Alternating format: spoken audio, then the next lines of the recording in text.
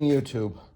So the Amazon truck dropped off all of our parts to electronically rebuild the 2003 Predator 90.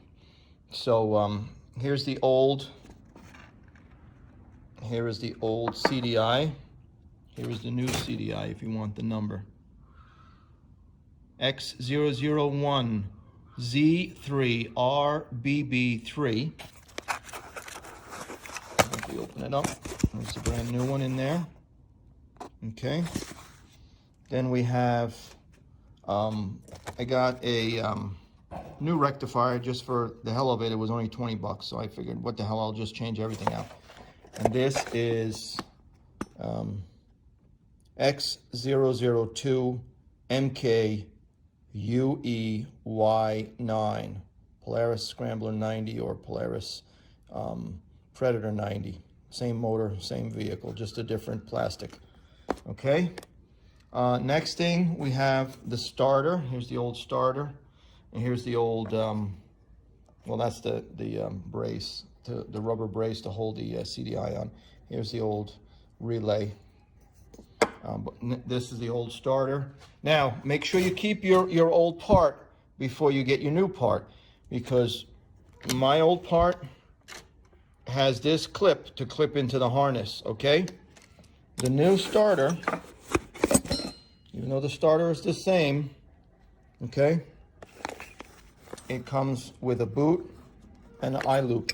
So I'm gonna have to cut these off, and I'm gonna have to take that off and splice them together and make it work. And this is B07MGP SY83 starter for Polaris Predator 90 or Scrambler 90. Okay, so this is it. It's brand new. Looks exactly like that one. Same teeth, looks brand new. Like I said, the only difference is that plug and this end. And the last thing, so we have the relay. This is the relay.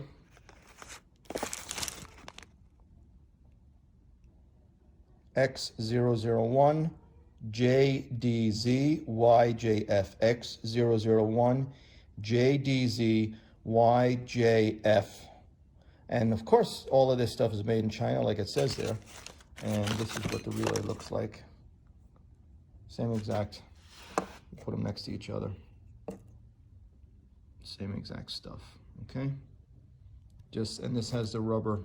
This thing has a rubber retainer on the harness. Let me see where it is. See right there, it sits inside that rubber. This one came with one, so that we just clip it on through here. Okay, everything cost less than $100. I think it was like $85 with Prime, free shipping. So this alone, if I bought the actual Polaris part, was, I believe, $260.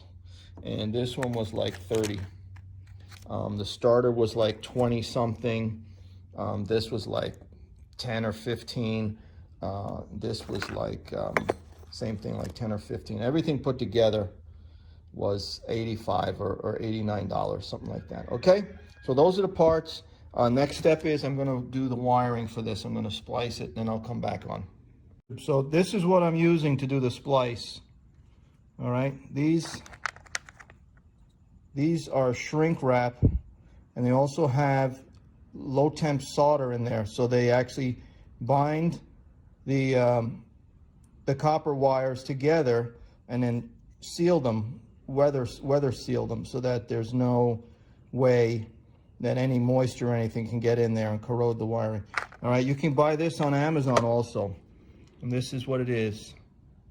It's 220 solder and seal connectors. HAISS Tronica.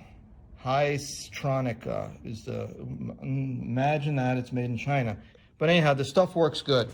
I've already done one. I'm going to show you how it is. I've done the positive side. So I put some shrink wrap up here, away from this. This is what it looks like. You put the wires, let me get focused. You put the wires in there and you double them over, and then you shrink this. I had to use the largest size because the the OEM cables are thick gauge. So this is what the final product looks like. You shrink wrap this fitting, then you pull down your shrink wrap covering and put that over it. It just makes it look clean, makes it have a clean appearance to it. So I messed up. This is just off by a little bit. I wanted it to be all the way up inside here, but oh well.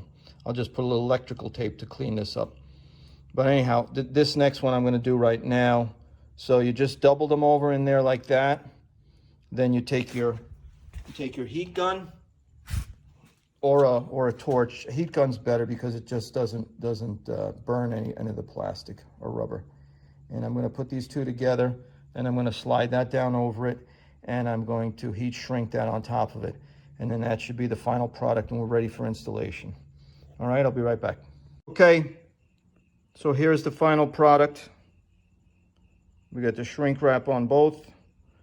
The joiners, the junction shrink with the solder inside there. So the wires are nice and tight. And then I did a little electrical tape to match the old insulation to the shrink wrap. So it's nice and uniform. So it's ready for installation. So I will do that and then come back. But this is where it mounts. Pull it back. It's at the back of the engine case, and it's in a valley. So you have a 5mm hex head on the bottom. And you have a 5mm hex head on the top.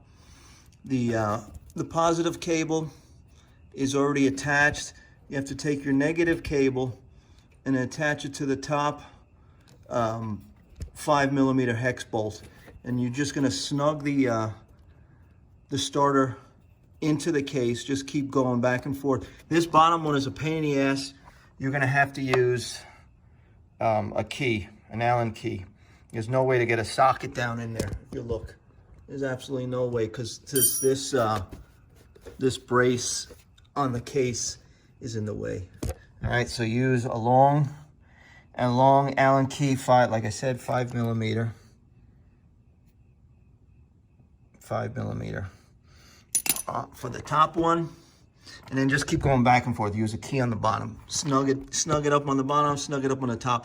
Make sure you put a little machine oil on the gasket, the O-ring, to help it be pulled into the case, because it is a tight fit. The old one, of course, is old and shrunk, and the new one is brand new gasket, and it's plump, so it's going to give you a hard time getting in there. You're going to have to pull it in by going like 2 or 3 turns on the top, 2 or 3 turns on the bottom. So then we route the wiring here. It's going to plug in to, let's get this out of the way. That is the vent for the gas tank. Make sure you put some dielectric grease on your fittings, since everything is open. Put some down in there so that this is going to snug up nice in there and make a good seal, a watertight seal. All right, and I'm going to run that through. I'm going to run this wiring through behind here and bring it up and connect it, and then put some zip ties to bring everything tight. And then I'm going to put the CDI on. So I'm going to do this, and I'll be right back. On both sides of the connector, we've got the connector, well, not on both sides, but the wiring.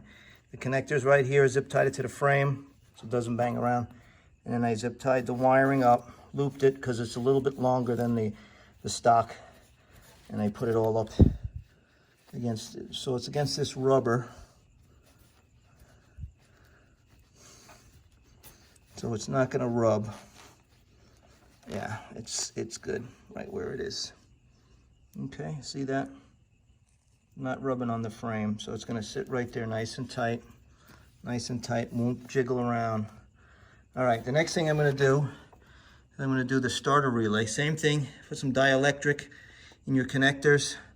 I already fastened the new one. I took the rubber grommet off the old one. I fastened the new one onto the connector, and I'm going to put it together.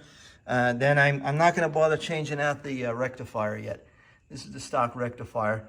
I just bought it because it was so cheap. I figured why not, just in case. But I'm gonna leave it with the stock one and see how it runs. If it's a problem, I'll just take it off. It's only 2 screws, 2 Phillip head screws, pretty easy, and a connector. All right, then I just have to do the CDI, which sits right here on the top, right behind the steering handlebars. And then that should be it, and we'll try and start it. Here's the new CDI, nice and clean and shiny compared to the old one. Now this is for multiple applications. So this is a 7-wire. The stock one is a 6-wire, okay? You see there we got 1, 2, 3, 4 by themselves, and then 2 on a connector. Here we have 1, 2, 3, 4, 5, and then 2 on a connector. There's a blue wire coming out of here that this doesn't have. If you look at this wiring diagram that's on the Amazon website, it's experience from customer on 2003 Predator 90. Blue, only used on quads with reverse.